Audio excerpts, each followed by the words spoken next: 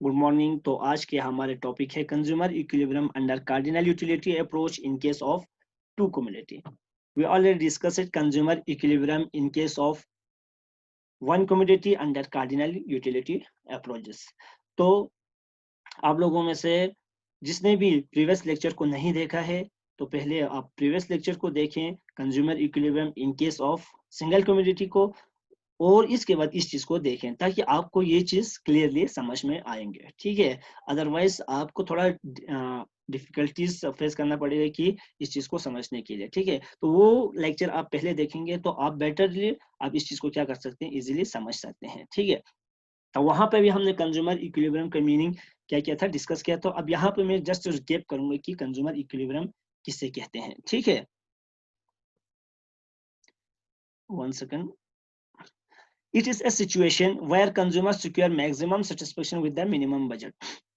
ये वो सिचुएशन है या ये वो पॉइंट है जहां पे कंज्यूमर सबसे ज्यादा क्या करते हैं, सेटिस्फेक्शन को सिक्योर करते हैं या अटेन करते हैं विद द मिनिमम बजट।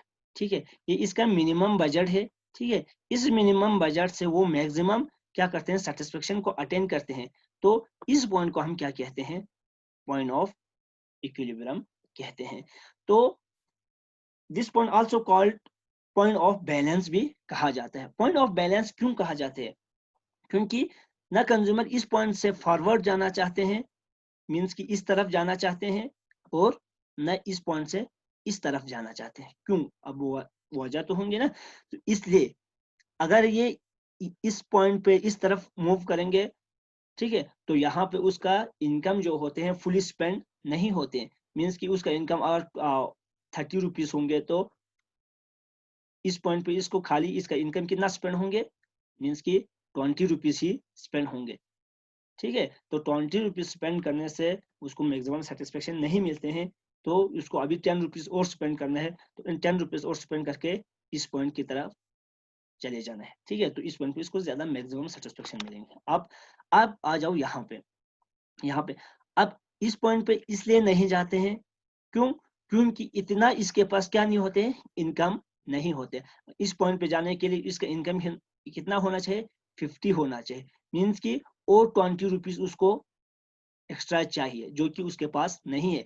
तो ये इसकी तरफ क्या करते हैं, मूव करते हैं। ठीक है, तो इस पॉइंट पे वो क्या रहते हैं, इस पॉइंट पे उसको ज्यादा से ज्यादा सेटिस्फेक्शन मिलते हैं। तो इससे कहते हैं पॉइंट ऑफ बैलेंस। समझ में आ गया कि पॉइंट ऑफ बैलेंस क्यों कहते हैं इस पॉइंट को। ना ये फॉरवर्ड जा सकते, ना ये बैकवर्ड जाना चाहते जा सकते। क्यों, क्योंकि मैंने आपको रीजन बता दिया। ठीक है, अब देखो हमने सिंगल कमोडिटी की केस में एक ही कमोडिटी को क्या किया था, स्टडी किया था, और एक ही कमोडिटी को कंज्यूम करके किस तरह एक कंज्यूमर इक्विलिब्रियम फॉर्म को अटेन कर सकते हैं।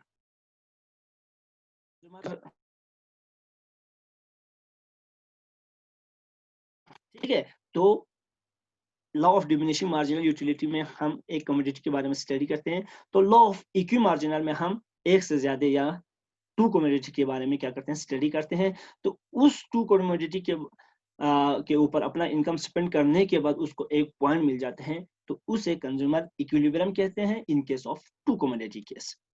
अब यहाँ पे देखो meaning, a consumer doesn't spend his income on one commodity, एक कमोडिटी के ऊपर वो स्पेंड नहीं डिफरेंट गुड्स। ठीक है, तो बहुत सारे गुड्स के ऊपर क्या करते हैं, वो अपना इनकम स्पेंड करते हैं। बट यहाँ पे हम दो कमोडिटी के बारे में स्टडी कर रहे हैं, तो हमने दो कमोडिटी को लिया है, commodity x and commodity y. A consumer strike his equilibrium, तो कंज्यूमर अपना इक्विलिब्रियम कहाँ पे स्ट्राइक करते हैं, जहां पे marginal utility of x divided by the price of x must be equal to marginal utility of money. ये हो गया एक्स की केस में, एक्स कमोडिटी की केस में। इसी तरह इस चीज को mu x divided by the price of x क्या होते हैं, यूटिलिटी पर रुपीज होते हैं। ठीक है, इसी तरह likewise for the commodity y consumer will strike equilibrium. तो y के इक्विलिब्रियम कहाँ पे अटेंड करते हैं, जहां पे mu y divided by the price must be equal to mu m।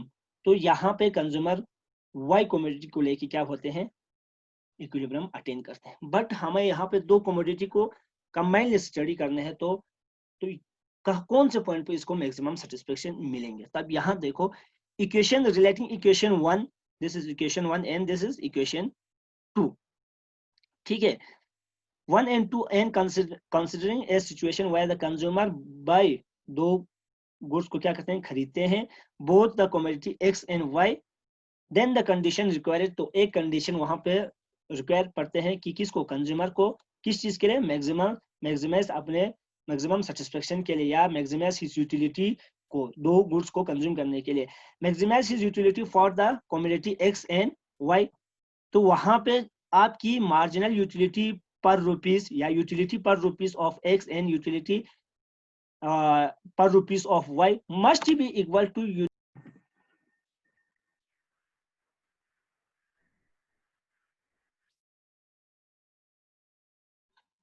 तो यहाँ पे क्या होते हैं कि आपको आपकी marginal utility per rupees of x must be equal to utility per rupees of Y must be equal to, आपकी किस चीज के बराबर होना चाहिए, आपके बराबर होना चाहिए, यूटिलिटी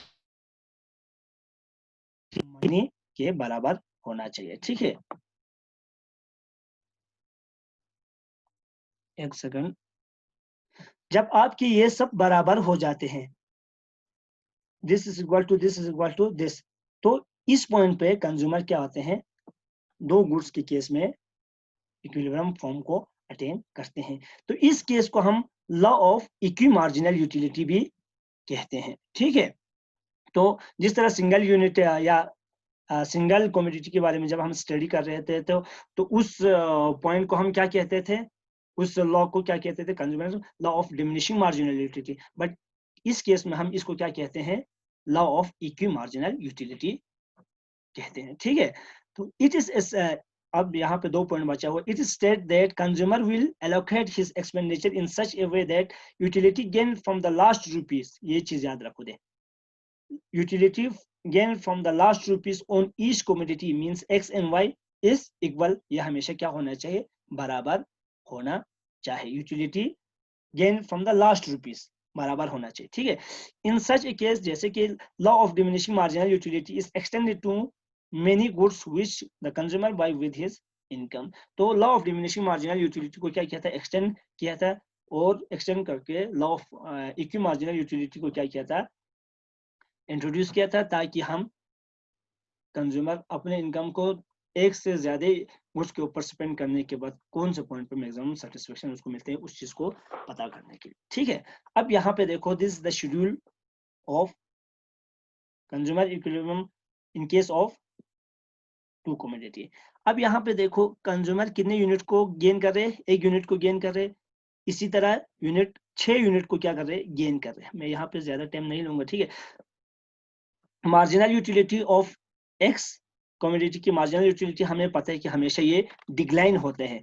ठीक है, तो एक यूनिट पे उसको कितना मिल रहा है, 40 मिल रहा है, दूसरे यूनिट कंज्यूम करने से 36, और तीसरे यूनिट को कंज्यूम करने से 22, फोर्थ यूनिट को कंज्यूम करने से 28, और फिफ्थ यूनिट को कंज्यूम करने से 24, एंड सिक्स यूनिट को कंज्यूम करने से 20 मिल रहा है। इसी तरह marginal utility of Y commodity भी डिक्लाइन होते हैं, फर्स्ट पे उसको 36 मिल रहा है, सेकंड पे 33 मिल रहा है, ठीक है, थर्ड पे 30, और फोर्थ पे 27, और फिफ्थ पे 24, और सिक्स्थ पे उसको कितना मिल रहा है, 21 मिल रहा है। ठीक है, अब ये देखो, utility marginal utility of x divided bye price, इस चीज को हम क्या बोलते हैं, यूटिलिटी पर रुपीस, इसको यूटिलिटी पर रुपीस भी हम कहते हैं। ठीक है, तो यूटिलिटी पर रुपीस के जो last utility gain from the last rupees हमेशा इस पॉइंट में क्या होना चाहिए, बराबर होना चाहिए, मींस कि इसकी utility per rupees of last rupees और इसकी इस वाई कमोडिटी की दोनों की क्या होना चाहिए, बराबर होना चाहिए। तो उस पॉइंट को हम क्या कहते हैं, इक्विलिब्रियम पॉइंट कहते हैं। अब यहाँ देखो, इस चीज को मार्जिनल यूटिलिटी ऑफ एक्स की वैल्यू कितना है, 40। ठीक, 1 सेकंड में यहाँ पे कलर चेंज करूंगा ताकि आपको इजीली समझ में आ जाएंगे। ठीक है, तो आपको मार्जिनल यूटिलिटी ऑफ एक्स कितना मिल रहा है, मार्जिनल यूटिलिटी ऑफ एक्स मिल रहा है 40। ठीक है, प्राइस ऑफ द कमोडिटी कितना है, how much price of the commodity is, price of the commodity कितना है, 4 रुपीज। ठीक, तो 40 डिवाइडेड बाई 4 कितना हो गया, 10 आ गया कि नहीं आ गया, 36 डिवाइडेड बाई 4 9, 32 divided by 4 8, और 28 divided by 4 7, और 24 divided by 6 4 6, और 20 divided by 4, इसका वैल्यू आ गया 5। इसी तरह मार्जिनल यूटिलिटी ऑफ y क्या आप निकालेंगे तो mu y divided by the price of y, utility per rupees आपको मिलेंगे। तो 36 डिवाइडेड बाय इसका प्राइस कितना है, y का प्राइस 3 रुपीस है, तो 3 12 आ गया, ठीक। और 33 डिवाइडेड बाय 3 11 आ गया इसका वैल्यू, और 30 डिवाइडेड बाय 3 10 आ गया। इसी तरह 27 डिवाइडेड बाय 3 9, और 24 divided by 3 8, and 21 divided by 3 7, इसका वैल्यू आ गया ये चीज, ठीक है। अब यहाँ पे देखो मार्जिनल यूटिलिटी पर रुपीस किस तरह निकालते हैं ऑफ एक्स कमोडिटी केस में और वाई कमोडिटी केस में, हमने यहाँ पे इस चीज को क्या किया था, डिस्कस किया था। अब इक्विलिब्रियम फॉर्म कहाँ पे अटेन करेंगे, अब यहाँ पे देखो marginal utility of money MUM equal to कितना है 9 utils, and the money income of the consumer is how much 20 rupees, ठीक है। हमें ना इस 20 से ज्यादा चीजों को खरीदना है, ना इस अंडर मतलब इस 20 से कम पैसे को खर्च करके मैक्सिमम सेटिस्फेक्शन अटेंड करने हैं, नहीं, बल्कि हमें क्या करना है 20 रुपीज को फुल स्पेंड करके एक पॉइंट आते हैं, उस पॉइंट को क्या कहते हैं, मैक्सिमम सेटिस्फेक्शन। अब देखो last rupees of utility x और इसका वैल्यू क्या है, बराबर है। Utility gain from the last rupees, यहाँ पे भी 10 है और यहाँ पे भी 10 है, तो यहाँ पे भी एक इक्विलिब्रियम फॉर्म बनेंगे। अब यहाँ पे देखो, यहाँ पे भी बन रहा है, ठीक है, और यहाँ पे भी देखो, ठीक, और इसी तरह इस केस में भी क्या बन रहे हैं, इक्विलिब्रियम फॉर्म अटेन करें, मींस कि 4 पॉइंट पे क्या हो रहा है, इक्विलिब्रियम फॉर्म अटेन कर रहा है। बट कौन से पॉइंट पर मैक्सिमम सेटिस्फेक्शन मिलते हैं, तो वो है exact equilibrium consumer equilibrium point है। अब यहाँ पे देखो लास्ट रुपीज तो दोनों का सेम है, ठीक है, एक यूनिट कंज्यूम करने से एक्स की एक यूनिट कंज्यूम और वाई की 3 यूनिट कंज्यूम करने से एक इक्विलिब्रियम फॉर्म अटेन करते हैं, बट हमें मालूम नहीं है कि इसमें उसका टोटल इनकम टोटल स्पेंड होता है कि नहीं होता है। अब यहाँ पे हम क्या करेंगे, चेक करेंगे। इसका फार्मूला है प्राइस इनटू क्वांटिटी, ठीक है, एक्स यूनिट के क्वांटिटी 1, ठीक, plus price of Y commodity, ठीक, Y commodity of quantity unit मतलब यूनिट 2, ठीक, यूनिट ही लिखो, खाली क्यों ही लिखो, और प्राइस ऑफ ये है एक्स कमोडिटी।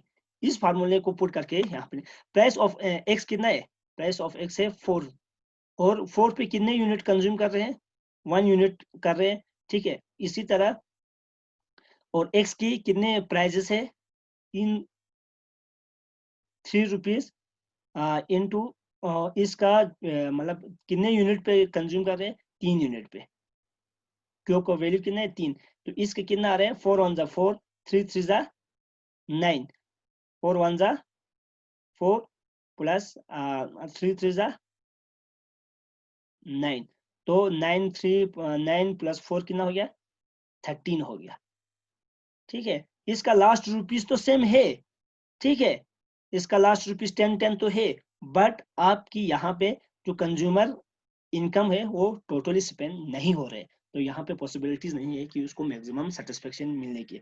अब हम देखेंगे सेकंड केस में, सेकंड केस में प्राइस कितना है, यही फार्मूला सब पे लगेंगे, ठीक है, यही फार्मूला सब पे लगेंगे। प्राइस ऑफ द कमोडिटी कितना है, how much, price of the commodity is 4, और क्वांटिटी कितने कितने यूनिट पे इसको लास्ट रुपीज 9 मिल रहे हैं, 2 यूनिट पे, ठीक, प्लस अब यहाँ पे देखो वाई का वैल्यू कितना है, price of y is 3 rupees into इसको कितने पे 4th यूनिट पे 9 मिल रहे, मीन्स कि इस यूनिट पे देखो, ठीक, इसको 4th यहाँ पे मिल रहे हैं, ठीक है। तो अब यहाँ पे देखो इंटू 4 हो गया, ठीक, और 4 2 जा 8 प्लस 3 4 जा 12 मीन्स कि इसका वैल्यू आएगी कितना 20। तो इस पॉइंट पे हमें मिलते हैं यूनिट ऑफ y करते हैं, तो उस पॉइंट पे उसको क्या मिलते हैं, सबसे ज्यादा मैक्सिमम सेटिस्फेक्शन मिलते हैं। क्यों? क्योंकि इसके यहाँ पे उसका इनकम, टोटल इनकम क्या होते हैं, टोटल इनकम स्पेंड होते हैं। ठीक है, इसमें ना इनकम बचते हैं और ना ज्यादा होते हैं। ठीक, अब हम तीसरे केस को भी देखेंगे, स्टडी करेंगे क्या यहाँ पे भी तो नहीं हो रहे। अब यहाँ price of the commodity second case में कितना है, एक्स की प्राइस 4 है और कितने यूनिट पे इसको लास्ट रुपीज गेन बराबर मिल रहे हैं, 3 यूनिट पे। प्लस वाई की केस में वाई का प्राइस कितना है 3 रुपीज एंड इसको कितने यूनिट पे मिल रहे हैं 5 यूनिट पे, मीन्स की 3 unit of 8 and 5 unit of y का यहाँ वैल्यू भी कितना है 8 है। ठीक है, तो इसका कितना है 4 तिया 12, ठीक, प्लस 5 3 जा 15, तो 15 प्लस 12 कितना हो गया 27। तो 27 पे तो मैक्सिमम सेटिस्फेक्शन नहीं मिल सकते। क्यों? क्योंकि इतना तो इसके पास क्या नहीं है, इनकम नहीं है, तो ये पॉसिबिलिटीज नहीं है। ठीक है, अब फोर्थ केस में देखो, price of the commodity is 4 and the कितने यूनिट पे 4 यूनिट पे, ठीक, प्लस 3 इसका प्राइजेस है और कितने यूनिट पे उसको लास्ट रुपीज का बराबर मिले 6 यूनिट पे। ठीक है, तो 4 4 द 16 प्लस कितना मिल रहा है 6 3 द 18, तो 16 18 कितना हो गया 8 16 मीन्स की 34 मिल रहा है। ठीक है, तो ये पॉइंट भी क्या नहीं है, पॉसिबिलिटीज नहीं है। है इस 36 तो उसके पास टोटल इनकम है ही नहीं, तो यहाँ पे वो कंज्यूमर इक्विलिब्रियम अटेन नहीं करेंगे। अब 37 पे भी इस चीज को क्या नहीं होंगे, इक्विलिब्रियम मैक्सिमम सेटिस्फेक्शन नहीं मिलेंगे, क्योंकि ये चीज पॉसिबल भी नहीं है कि वो इसके पास इतना इनकम नहीं है, तो उस पॉइंट पे वो नहीं जा सकते हैं। अब यहाँ पे देखो 13 पे तो वो अटेन कर सकते हैं, बट वो मैक्सिमम सेटिस्फेक्शन अटेन नहीं कर सकते। क्योंकि अभी उसके पास और 7 रुपीज रिमेन बच जाते हैं, तो उस 7 रुपीज को भी स्पेंड करने के बाद उसको और ज्यादा सेटिस्फेक्शन मिलेंगे, तो वो इस पॉइंट पे नहीं बैठेंगे, तो उससे आगे जाएंगे। तो सेकंड केस में उसको क्या मिलते हैं, सबसे ज्यादा मैक्सिमम सेटिस्फेक्शन पॉइंट मिलते हैं। क्योंकि यहाँ पे उसका टोटल इनकम जो होते हैं, satisfaction total income totally spend होते हैं किसके केस में, सेकंड केस में 2 यूनिट ऑफ एक्स कमोडिटी को खरीदने से and 4 unit of Y commodity को खरीदने से उसको क्या मिलते हैं, सबसे ज्यादा सेटिस्फेक्शन मिलते हैं। ठीक है, तो ये वाला केस है, ठीक है, जहां पे उसको क्या मिलते हैं, कंज्यूमर को मैक्सिमम सेटिस्फेक्शन मिलते हैं। और क्यों मिलते हैं हम ऑलरेडी यहाँ पे डिस्कस कर चुके हैं। तो यहाँ पे 2 unit of x and 4 unit of y means की लास्ट रुपीज दोनों का स्पेंड कितना है 99 रुपीज। ठीक है, तो इस पॉइंट पे उसको क्या मिलते हैं, मैक्सिमम सेटिस्फेक्शन मिलते हैं। ठीक है, तो ये थे consumer equilibrium in case of two commodity. ठीक है, तो इसके बाद अपकमिंग लेक्चर में हम ड्रॉबैक्स ऑफ कार्डिनल यूटिलिटी व derivation of demand curve in under the cardinal utility approach हम क्या करेंगे, डिस्कस करेंगे। अगर आप लोगों को समझ में नहीं आते तो इस लेक्चर को 2 बार देखें, 3 बार देखें, तो आपको कंसेप्ट क्लियरली समझ में आ जाएंगे। इसमें ये इतना कोई डिफिकल्ट नहीं है। और प्रीवियस लेक्चर को भी प्लेलिस्ट में जाके आप देखें, वहां पे माइक्रो इकोनॉमिक्स का अलग से ग्रुप बना हुआ है और मैक्रो इकोनॉमिक्स का अलग से ग्रुप बना हुआ है, और जो अदर वीडियोस होते हैं वो मैंने अदर्स में क्या किया है, लोड किया हुआ है। तो आप वहां पे जाके इजीली अपने पर्टिकुलर सब्जेक्ट का क्या कर सकते हैं, वीडियोस को वॉच कर सकते हैं। ठीक है, अदरवाइज आप वीडियोस में ही देखेंगे तो वहां पे तो आपको प्रॉब्लम हो जाएंगी कि सब कंबाइन होते हैं, माइक्रो एंड अदर वीडियोस सब कंबाइन होते हैं, तो आपको थोड़ा पढ़ने में डिफिकल्टीज हो जाएंगे, तो आप प्लेलिस्ट में जाके ही देखें, वहां पे आपको इजीली सब कुछ अवेलेबल वहां पे मिल जाएंगे। तो thank you very much for watching this video. Allah Hafiz.